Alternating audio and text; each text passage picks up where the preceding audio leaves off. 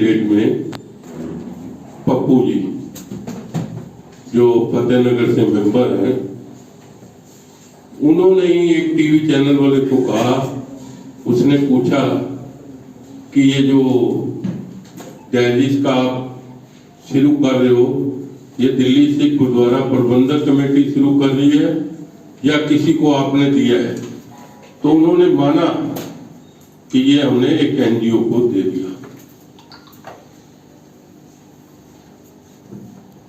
Doctor Venkatesh नाम है उसका, उसने सिद्धार्था एक्सटेंशन में मकान में किराए पे लिया हुआ है।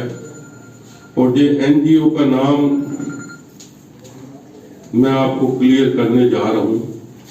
जो ये कह रहे हैं कि हमने किसी को नहीं दिया, उसका क्लियर करने जा रहा हूं। निप्रो रोनल केयर, क्योंकि ये भी मेरे को नाम किसी ने भेजे हैं, इसमें कोई स्पेलिंग गलती भी हो सकती है या कहीं नाम में कुछ मतलब चेंज भी हो सकता है, लेकिन ये हकीकत है कि इन्होंने ये जो जमीन फ्रेंड की, उस दिन भी मैंने आपको कहा था कि फ्रेंड की जमीन में कोई डायलिसिस का कोई मतलब नहीं बनता।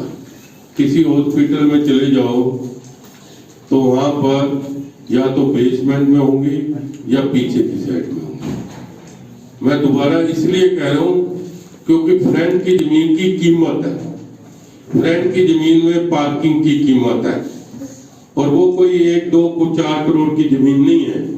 मेरे हिसाब से कम जो जमीन इन्होंने दे दी, बिल्डिंग इंक्लूडिंग करो तो कम से कम नहीं तो 100 करोड़ रुपए का काम है। 100 करोड़ रुपए की बिल्डिंग है वो। अगर आज हम किराए पे भी दें तो कम से कम बिल्डिंग का किराया 5 करोड़ रुपए आ सकता है, इतनी बड़ी बिल्डिंग है। और आपको हैरानगी होगी कि जो इन्होंने मशीनें लगाई हैं, जो भी एनजीओ ने लगाई है, उसको रिजेक्ट मशीनें लेके आए हैं जो आधे मूल पे है।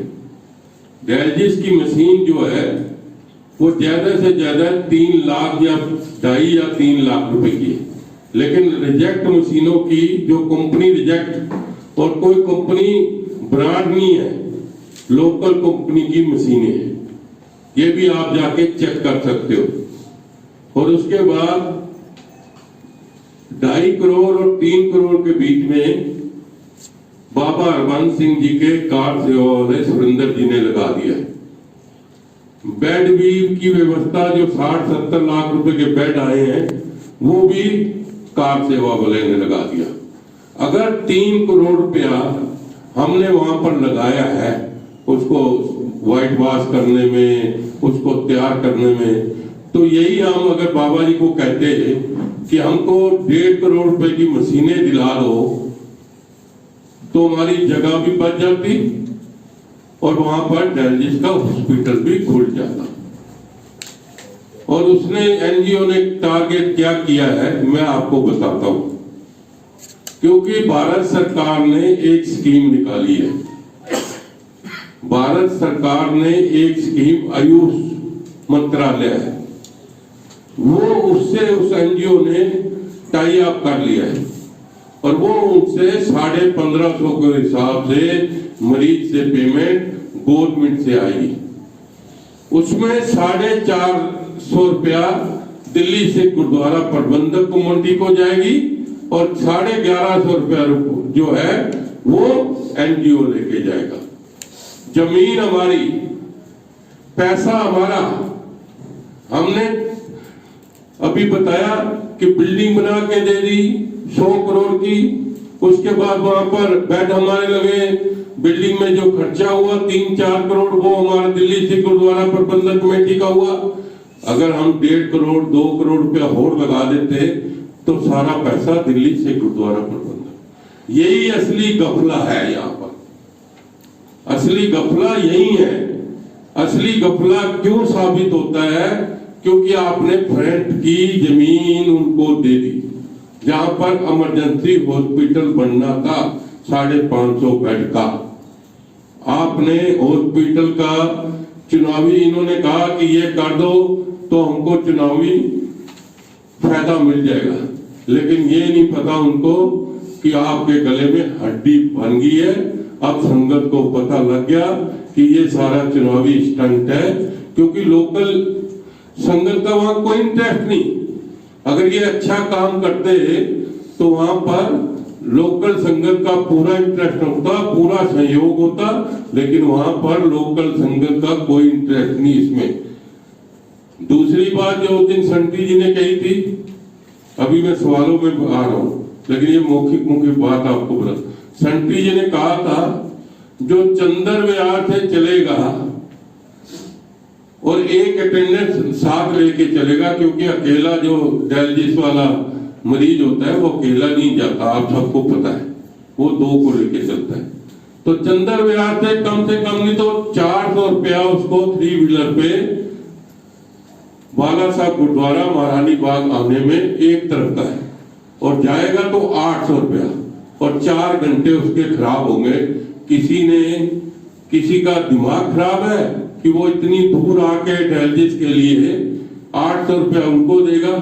और आपको आजकल मालूम है 600 और 800 में कई एनजीओ ने, कई गुरुद्वारा प्रबंधक कमेटियों में अपने लोकल गुरुद्वारे में 2-2 मशीन लगा के 600-500 रुपया वहां पर फ्री हो जाता है। उस दिन भी मैंने आप लोगों को बताया था।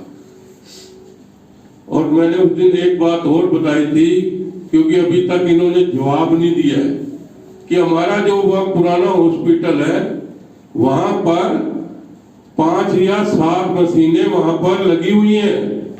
अगर ये गफला ना होता तो वहीं पर ये 20-25 मशीनें और लगा के उसको दिल्ली से गुरुद्वारा प्रबंधक कमेटी के अंडर ही चलाते, जिससे कि दिल्ली से गुरुद्वारा प्रबंधक कमेटी को पैसे भी आते और उसका नुकसान ना होता, और करोड़ों 100 करोड़ रुपया जो जमीन और हॉस्पिटल में लग के जो इनको दिया है वो भी हमारा बच जाता।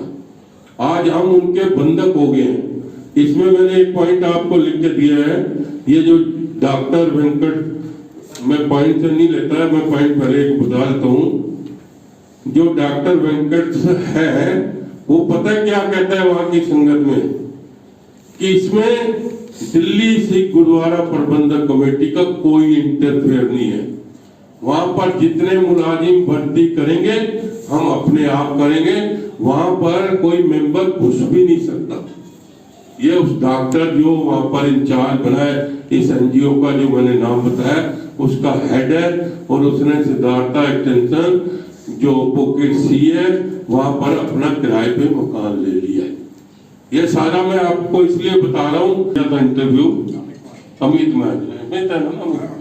महाजन ने, पता है क्या कह रहे, उसने पूछा कि ये आपने एनजीओ को दे दिया, और वह श्रीमोनी अकाली दल का पोस्ट भी है उसके पास, आपने एनजीओ को दे दिया? कह रहा मेरे से मत पूछो, प्रधान जनरल सेक्रेटरी से पूछो कि दिया है कि नहीं दिया। उसने फिर पूछा कि आपका पप्पू कह रहा है ज्वाइंट सेक्रेटरी कि हमने दे दिया एनजीओ को, कह रहा मेरे को नहीं मालूम, पप्पू से जाके पूछो। मतलब ये गफले का एक सबूत मिलता है कि इसमें गफला हुआ है, और कोई छोटा मोटा नहीं हुआ है, बहुत बड़ा एक गफला हुआ है। यहां तक इनको कहता हूं कि आप हॉस्पिटल शुरू कर देते 550 बेड का, संगत को कहते कि ये हॉस्पिटल जो है आराम से बनेगा, जैसे जैसे पैसे आएगा, पहले 50 बेड का बनेगा। 3 करोड़ रुपया जो उन्होंने बाबा जी से लगवाया, उसी से 50 बेड का हॉस्पिटल बना देते।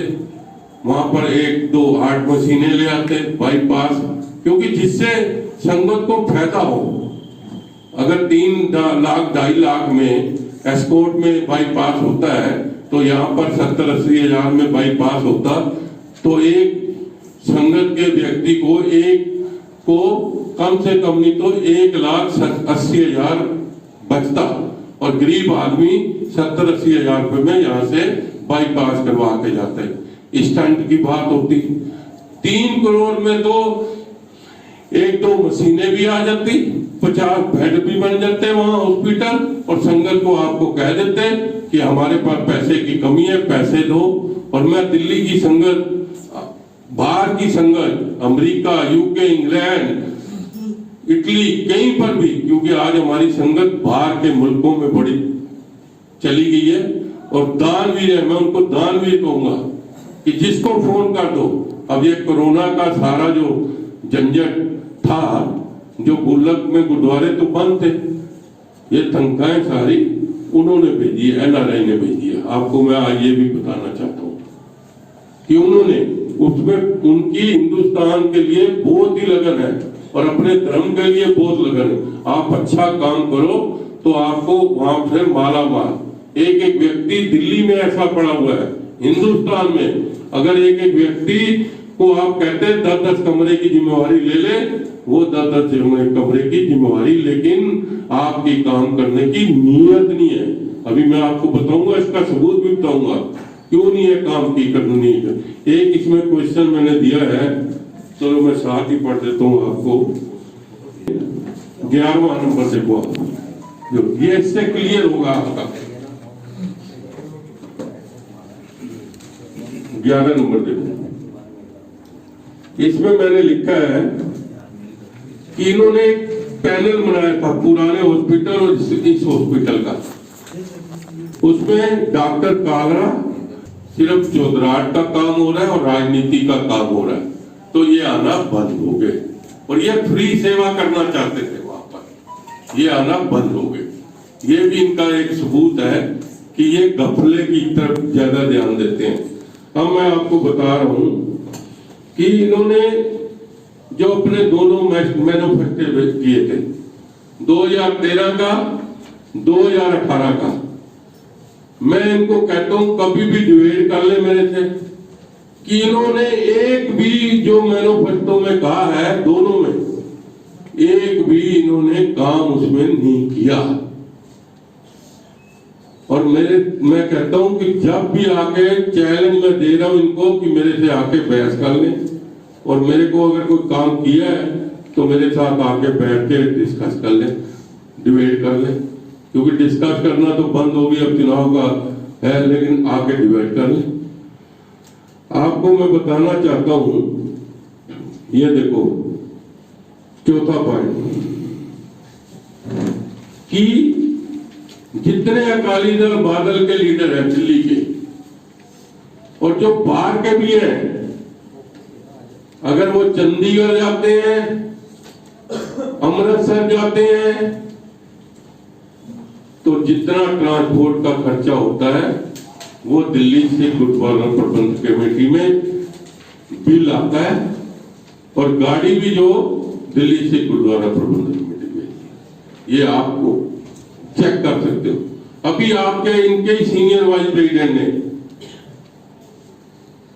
ये नाम होता मेंबर बाट ने, अभी बाट ने टीवी, कौन सा टीवी चलता है, सारे टीवी में उसने कहा है कि सिरसा जी ने 1 महीने के लिए मेरे को बिठा के गए थे, सीनियर वाइस प्रेसिडेंट को पावर दे के गए थे, लेकिन 1 हफ्ते के बाद वो दोबारा वहां पर आ गए।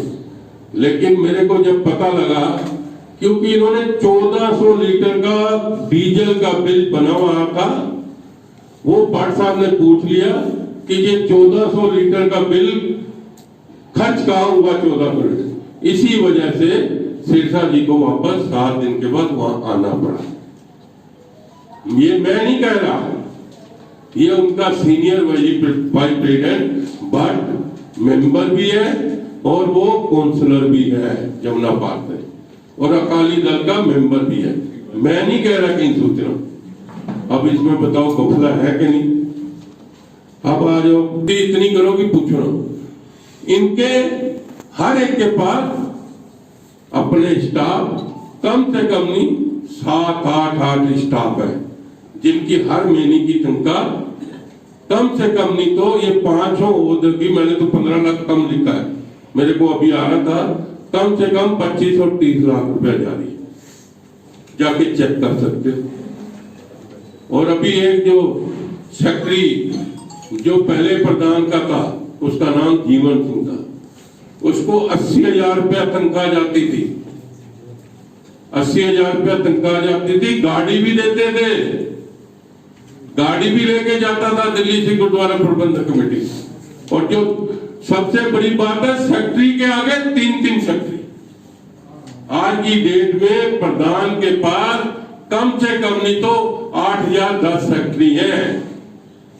ये बताओ, एक तरफ हमारा इतना बड़ा मैनेजमेंट है और पढ़े लिखे भी हैं हमारे लोग, जो कहीं सेवादार लगे हुए हैं, कहीं जत्थेदार लगे, कहीं क्लर्क लगे हुए, कहीं अकाउंट देखते हैं। क्या आप उनमें से नहीं ले सकते जो अपने पर्सनल भर्ती करके, जैसे पुराना प्रेसिडेंट गया, 8 के 8 सेक्रेटरी चले गए, या तो परमानेंट हो। अब उनमें से कोई नजर नहीं आ रहा, जाके आप चेक कर सकते हैं। उसी 550 बेड ਦੇ ਹਸਪੀਟਲ ਦਾ ਡਿਸਕਸ ਉਹਦੇ ਮਿੰਟਸ ਆਫ ਮੀਟਿੰਗ ਮਿਲ ਜਾਣਗੇ। ਹਾਂਜੀ, ਮਿੰਟਸ ਆਫ ਮੀਟਿੰਗ ਦੇ ਸਕਦੇ ਹੋ। ਮਿੰਟ ਬਣਾਉਂਦੇ ਨਹੀਂ ਤੁਹਾਡੇ, ਆਪ ਨੂੰ ਪਤਾ ਹੈ ਤੁਹਾਡੇ ਵਰਗਾ ਪੁਰਾਣਾ ਐਮਐਲਏ ਤੇ ਮੈਂ ਕਿਹਾ ਦਮਦਾਰ ਮੈਂਬਰ ਇਹਨਾਂ ਕੋ ਮਿੰਟ ਨਹੀਂ ਮਿੰਟ ਤੇ ਬਣਾਉਂਦੇ। ਹੁਣ ਮੈਂ ਕਹਿ ਰਿਹਾ, ਮੈਂ ਅੱਜ 4 दिन हो गए मेरे भरा जी, 1 मार्च ਨੂੰ मैं 10 सवाल पूछे, मैं सिर्फ इतना ही पूछा कि ਤੁਹਾਡਾ एग्रीमेंट की हुआ है ਉਹ ਦੱਸ। 5 ਮੈਂਬਰ ਮਿੰਟਸ ਆਫ ਮੀਟਿੰਗ ਮਿਲ ਸਕਦੇ ਨੇ। ਇੱਕ ਮਿੰਟ ਉਹਨਾਂ ਨੂੰ ਸਵਾਲ ਹੈ, ਮਿੰਟਸ ਆਫ ਮੀਟਿੰਗ ਮਿਲ ਸਕਦੇ 50 ਵਾਰੀ ਮਿੰਟਸ ਦੀ ਕਾਫੀ ਮੰਗ ਚੁੱਕੇ ਸੈਕਟਰੀ ਕਮੇਟੀ ਦੇ ਅੱਜ ਤੱਕ ਨਹੀਂ ਦੇ ਲੋ 5 ਸੈਕਟਰੀ ਮੈਂਬਰ 50 ਚਿੱਠੀਆਂ ਲਿਖ ਬੈਠੇ ਆ। ਤੁਹਾਡੀ ਪ੍ਰੈਸ ਕਾਨਫਰੰਸ ਦਾ ਇਸ਼ੂ ਮੈਂ ਉਸ ਕਵਰ ਕਰ ਚੁੱਕਿਆ। ਇਹ ਗੱਲ ਜਿਹੜਾ ਹੁਣ ਮੁੱਦੇ ਦੀ ਦੱਸੋ ਜੀ। ਮਿੰਟਸ ਆਫ ਮੀਟਿੰਗ ਮਿਲ ਸਕਦੇ ਆਫ ਮੀਟਿੰਗ ਦੇ। ਨਹੀਂ, ਮਿੰਟ ਤੋਂ ਮੀਟਿੰਗ ਤੇ ਜਨਰਲ ਸੈਕਟਰੀ ਕੋਲੋਂ ਪੁੱਛੋ ਨਾ, ਜਾਂ ਜਿਹੜਾ ਅਕਾਊਂਟ ਜਿਹੜਾ ਬਣਾਉਂਦਾ ਹੈ ਮੈਨੇਜਰ, ਜਨਰਲ ਮੈਨੇਜਰ, ਉਹ ਉਹਦੇ ਕੋਲ ਹੋਣਗੇ ਨਾ। ਤੁਹਾਨੂੰ ਕਿੰਨੇ ਸਾਲ ਹੋ ਗਏ ਦਿੱਲੀ ਕਮੇਟੀ ਮੈਂਬਰ ਬਣੇ ਹੋਏ? ਮੈਨੂੰ 8 ਸਾਲ ਹੋ ਗਏ। ਤੇ ਜਿਹੜੇ ਡੀਜ਼ਲ ਦੇ ਖਰਚੇ ਤੁਸੀਂ ਅੱਜ ਗੱਲ ਕਰ ਰਹੇ ਹੋ, ਚੰਡੀਗੜ੍ਹ ਗਏ ਨੇ 8 ਸਾਲ ਤੋਂ ਬਾਅਦ ਅੱਜ ਹੀ ਪਤਾ ਲੱਗਾ ਤੁਹਾਨੂੰ? ਨਹੀਂ, ਅੱਜ ਨਹੀਂ। ਮੈਂ ਤੇ ਹਰ ਜਨਰਲ ਹਾਊਸ ਵਿੱਚ ਆਪ ਨੂੰ ਦੱਸਾਂ, ਮੈਂ ਤੇ ਮਨਜੀਤ ਸਿੰਘ ਪੁਰਾਣਾ ਪ੍ਰੈਜ਼ੀਡੈਂਟ ਸੁਣਨੇ ਦੀ ਗੱਲ, ਉਹ ਮੇਰਾ ਦੋਸਤ ਹੈਗਾ, ਮੇਰਾ ਭਰਾ ਸੀ। ਲੇਕਿਨ ਜਦੋਂ ਕਰਪਸ਼ਨ ਦੀ ਗੱਲ ਆਈ, ਜਦੋਂ ਇਹਨਾਂ ਨੇ ਸੰਟੀ ਇਹਨਾਂ ਨੂੰ ਉਠਾਈ, ਮੈਂ ਸਭ ਤੋਂ ਪਹਿਲੇ ਮੈਂ ਮੈਂਬਰ ਸੀ ਕਿ ਜਿਹਨੇ ਜਨਰਲ ਹਾਊਸ ਵਿੱਚ ਕਿਹਾ ਜਿਹੜੇ ਕਰਪਸ਼ਨ ਵਾਲੇ ਹੈਗੇ ਉਹਨਾਂ ਤੇ FIR ਵੀ ਹੋਣੀ ਚਾਹੀਦੀ ਹੈ और उनका बाईकाट होना चाहिए, उन्होंने मेंबर तो इस्तीफा देना नहीं है। डीजल ਦੇ ਖਰਚਾ ਵਗੈਰਾ ਮੈਂ ਕਹਿੰਦਾ ਇਹ ਸਭ ਅਸੀਂ ਉਠਾਉਂਦੇ ਰਹੇ ਹਾਂ। ਲਿਖਤੀ ਪ੍ਰੂਫ ਮਿਲ ਸਕਦਾ ਕੋਈ ਤੁਸੀਂ? ਲਿਖਤੀ ਪ੍ਰੂਫ ਮਿਲ ਸਕਦਾ ਤੁਸੀਂ ਉਠਾਏ ਮੁੱਦੇ ਵਾਲੇ ਚੱਕਰ? हाँ, वो ਤੁਹਾਨੂੰ ਦੇ ਦੇंगे, अगले निकाल के दे देंगे आपको मिनट से। अगर मैंने मिलणगे थे, मैंने तो हाले तक एग्रीमेंट नहीं मिल रहे। ਦਿੱਲੀ ਕਮੇਟੀ ਦੇ ਕੰਮਾਂ ਵਾਸਤੇ ਜਾਂਦੇ ਹੋਣ ਤੇ ਫਿਰ ਡੀਜ਼ਲ ਦਿੱਲੀ ਕਮੇਟੀ ਦੇ ਪਏਗਾ। ਹਾਂਜੀ, ਜੇ ਉਹ ਦਿੱਲੀ ਕਮੇਟੀ ਦੇ ਕੰਮਾਂ ਵਾਸਤੇ ਜਾਂਦੇ ਹੋਣਗੇ ਫਿਰ ਤਾਂ ਡੀਜ਼ਲ ਦਿੱਲੀ ਕਮੇਟੀ नहीं, चंडीगढ़ दिल्ली से गुरुद्वारा प्रबंधक कमेटी का कोई काम नहीं, कोई काम नहीं जगतार जी। नहीं, कोई काम नहीं। दिल्ली से अमृतसर जरूर है एक ਜਿਹੜਾ ਇਹਨਾਂ ਨੇ ਬਣਾ ਰੱਖਿਆ, ਉਹ ਵੀ ਉੱਥੇ ਸਰਾ, ਉਹ ਵੀ ਮੈਨੇਜਰ ਉੱਥੇ ਹੀ ਸੰਭਾਲਦੇ, ਉਹ ਅਕਾਊਂਟ ਰੋਜ਼ ਦੇ ਰੋਜ਼ ਭੇਜਦੇ ਨੇ, ਉੱਥੇ ਵੀ ਜਾਣੇ ਦਾ ਕੋਈ ਮਤਲਬ ਨਹੀਂ। ਅੱਛਾ, ਤੁਸੀਂ ਇੱਕ ਸਟਾਫ ਦੀ ਗੱਲ ਕੀਤੀ ਕਿ ਉਹ ਜਿਹੜਾ ਵੈਂਕਟੇਸ਼ਵਰ ਸਵਾਮੀ ਉਹ ਕਹਿ ਰਿਹਾ ਕਿ ਸਟਾਫ ਅਸੀਂ ਹੀ ਭਰਤੀ ਕਰਾਂਗੇ, ਦਿੱਲੀ ਕਮੇਟੀ ਨਹੀਂ ਕਰੇਗੀ। ਲੇਕਿਨ ਦਿੱਲੀ ਕਮੇਟੀ ਨੇ 1 ਹਫ਼ਤਾ ਪਹਿਲੇ ਕਰੀਬ ਅੰਗਰੇਜ਼ੀ ਅਖਬਾਰ 'ਚ ਐਡ ਦਿੱਤੀ ਹੈ ਵੈਕੈਂਸੀਆਂ ਵਾਸਤੇ। ਉਹਦੇ ਬਾਰੇ ਵੀ ਮੈਂ ਦੱਸ ਦਿੰਦਾ, ਉਹ ਵੀ ਮੈਨੂੰ ਪਤਾ ਲੱਗ ਗਈ ਕਿਉਂਕਿ ਉੱਥੇ ਸੰਗਤ ਮੇਰੇ ਵਾਲੀ ਹੈ। ਉਹ ਕਹਿੰਦੇ ਉਹਨੇ ਕਿਹਾ ਵੈਂਕਟ ਸਵਾਮੀ ਨੇ ਕਿ ਤੁਸੀਂ ਐਡ ਦਿੱਤੀ ਕਿਉਂ, ਤੁਹਾਨੂੰ ਕੋਈ ਪਾਵਰ ਨਹੀਂ ਹੈ। ਇਸੇ ਤੋਂ ਤਾਂ ਮੈਂ ਆਪ ਨੂੰ ਕਹਿ ਰਿਹਾ, ਉਹਨੇ ਸੰਗਤਾਂ ਨੂੰ ਕਿਹਾ ਹੈਗਾ ਕਿ ਅਸੀਂ ਸਟਾਫ ਆਪਣੇ ਮਤਲਬ ਦਾ ਪੜਾਂਗੇ, ਕਿਸੇ ਮੈਂਬਰ ਨੂੰ ਇੰਟਰਫੇਅਰ ਤੱਕ ਨਹੀਂ ਕਰਨ ਦਿਆਂਗੇ। ਅੱਛਾ, ਜਿਹੜਾ ਕੀ ਕਹਿੰਦੇ ਆ ਤੁਹਾਡੇ ਵੱਲੋਂ ਜਿਹੜਾ ਦਿੱਲੀ ਗੁਰਦੁਆਰਾ ਕਮੇਟੀ 2013 ਚ ਇਲੈਕਸ਼ਨ ਹੋਈ ਸੀ ਉਸ ਤੋਂ ये भी पूछना चाहता हूँ, ये हो गया। अच्छा, अभी मैं आपको बताता हूँ पुराना हॉस्पिटल, उसमें चलना है तो आपको मैं दिखा भी सकता हूँ। आज का रखना है आज का रख लेना, नहीं तो अभी मैं जो 7 मार्च का बताने जाऊंगा उस दिन का रखना है, उस दिन मैं आपको बता दूंगा। वहां पर कि अब 2 दिन में ये ठीक करा दे तो अलग बात है। आज एक्सरे की मशीन 6 महीने से खराब है, उसमें 17,000 रुपया खर्चा आना था, 17,000 रुपये में इन्होंने ठीक कराई, उसके बाद फिर खराब होगी 3 दिन बाद, और आज की डेट में भी खराब है। और वहां पर 4 लोग काम करते हैं, उनकी तनख्वाह सुन के हैरान हो जाओगे, उनकी कम से कम 30,000 रुपया तनख्वाह है, क्योंकि 24 घंटे की है। और वो कपड़े डाल के आते हैं, चेयर पे बैठ जाते हैं, हाजिरी लगाते हैं और चले जाते हैं। और अगर देखनी है क्योंकि कल और परसों ये ठीक ना करा दे, अभी मेरे साथ चल के देख सकते हो कि वो मशीनें वहां पर खराब है, चल के देख सकते हो। ये ना कहना वर्मा साहब झूठ बोल रहे हैं। अभी गाड़ी हमारी खड़ी है, बेशक बैठ के जिस टीवी वाले निकलना है तो हमारे साथ चलना, मैं खुद जाके दिखा दूंगा। और उसमें एक और बात बता दूं आपको,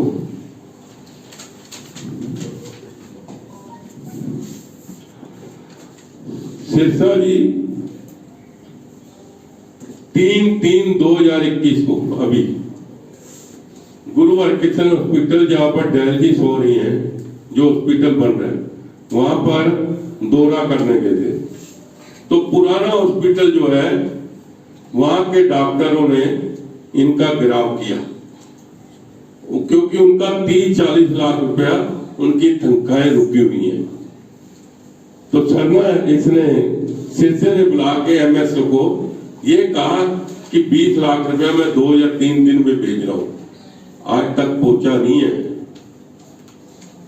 मतलब कि हर बात पे झूठ कहना ये शोभा नहीं देता प्रबंधकों को।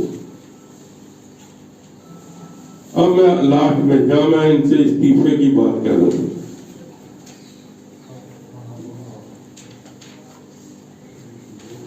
एक सेवादार था, उसका नाम गोल्डी है, मैं पूरा नाम नहीं लूंगा क्योंकि कहीं उसकी पे ना इंक्वायरी हो जाए। उसने इनको मशीन कैंसर की दी है, आज 4 साल हो गए, 3.5 या 33 लाख और 35 लाख उसकी कीमत है। और वो आज मशीन जो है धूल चाट रही है वहां पर, उसका कोई उपयोग नहीं हुआ है। और नहीं है तो आप मेरे साथ चलो, अभी मैं आपको दिखा देता हूं, मैं अभी आपको दिखा दूंगा चल के कि 33 और 35 लाख रुपए की मशीन गोल्डी जी ने दी है और इन्हीं के कहने पे दी है। आज वहां पर धूल चाट रही है, उसका कोई उपयोग नहीं हुआ है। चल के मैं आपको दिखा सकता हूं, क्योंकि वो तो मशीन वहीं की वहीं है। इसीलिए मैं कह रहा हूं इनको कि आपने सिर्फ जो है राजनीति की है, और जो 550 बेड का हॉस्पिटल बनना था वो 100 या 80 डायलिसिस की मशीनें तक सीमित हो गया है। यही इसीलिए आपका बनता है कि आप काम नहीं कर रहे तो आपको इस्तीफा दे देना चाहिए सभी को। पूछा था इतराज किस बात को लेकर है, जिसका एक जवाब इन्होंने दिया कि इतराज इस बात को लेकर है कि इन्होंने जनरल हाउस कॉल नहीं किया, जनरल हाउस को बुलाकर उसमें इस बात की परमिशन नहीं ली कि ये यहाँ पर हम हॉस्पिटल ना बनाकर डायलिसिस सेंटर बनाएंगे और थ्रू एनजीओ चलाएंगे। असली बात दूसरा इतराज इस बात का है कि जब शर्मा साहब ने अपनी कमेटी के टाइम इसी तरह का एग्रीमेंट किया था 550 बेड का हॉस्पिटल बनाने का, उस समय तो इनको इतराज था कि ये एग्रीमेंट नहीं होना चाहिए, किसी एनजीओ के साथ टाई अप नहीं करना चाहिए, ये खुद गुरुद्वारा कमेटी को चलाना चाहिए। आज मुझे इतराज ये है कि जब इतना बड़ा हॉस्पिटल एक एनजीओ के साथ हम चलाने की कोशिश कर रहे थे, तो तुम एक छोटा सा डायलिसिस सेंटर भी अपने आप में नहीं चला पाए, उसके लिए तुमने आज एनजीओ के साथ एग्रीमेंट कर लिया। आज श्रोमणी अकाली दल बादल का एक भी मेंबर, एक भी कार्यकर्ता उसके विषय में नहीं बोल रहा, आज वो कोर्ट में नहीं जा रहा कि इस एनजीओ के साथ एग्रीमेंट क्यों किया गया, ये डायलिसिस सेंटर क्यों बनाया गया, गुरुद्वारा कमेटी से खुद ऑपरेट क्यों नहीं कर रही। मेरा सबसे बड़ा दावा इस बात का है। Thank you.